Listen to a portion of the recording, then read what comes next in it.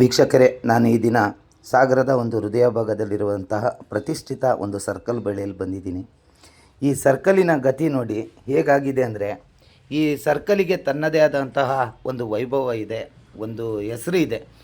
ಹಾಗಾಗಿ ನಾನು ತುಂಬ ದಿನದಿಂದ ಮಾಡಬೇಕು ಈ ವಿಡಿಯೋ ಅಂತ ಇದ್ದೆ. ಮೊದಲನೇ ವರ್ಷದ ಮೊದಲನೆಯ ಸುದ್ದಿಯಾಗಿ ನಾನು ಇವತ್ತು ನಿಮಗೆ ತೋರಿಸ್ತಾ ಇದ್ದೀನಿ.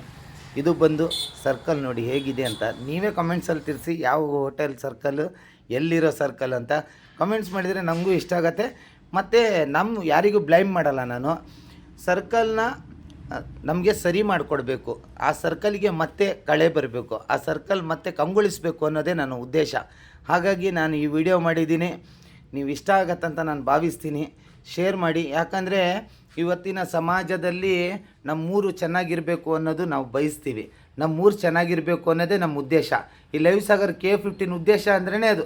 ಸಾಗರ ಸ್ವಚ್ಛವಾಗಿರಬೇಕು, ಸಾಗರ ಸಮೃದ್ಧಿಯಾಗಿರಬೇಕು, ಸಾಗರ ಅಭಿವೃದ್ಧಿಯ ಪಥದ ಹತ್ರ ನಡಿಬೇಕು ಅನ್ನೋದೇ ಉದ್ದೇಶ. ಹಾಗಾಗಿ ಶಾಸಕರೇ ಇದ್ರ ಕಡೆ ಗಮನ ಹರಿಸಿ ನಮ್ಮ ಸಾಗರ ಹೋಟೆಲ್ ಸರ್ಕಲ್ನ ಈ ಒಂದು ಅದ್ಭುತವಾದಂಥ ಸರ್ಕಲಿಗೆ ಮತ್ತು ಮರುಜೀವ ಕಳೆ ಬರಬೇಕು ಅನ್ನೋದೇ ಈ ಲೈವ್ ಸಾಗರ್ K15ನ ಉದ್ದೇಶ. ಹಾಗಾಗಿ ನಾನು ಕೂಡ ಸಾಗರದ ಕಮಿಷನರ್ ಆದಂತಹ ಶ್ರೀಯುತ ನಾಗಪ್ಪನವರಿಗೂ ಕೂಡ ಕೇಳ್ಕೊತೀನಿ.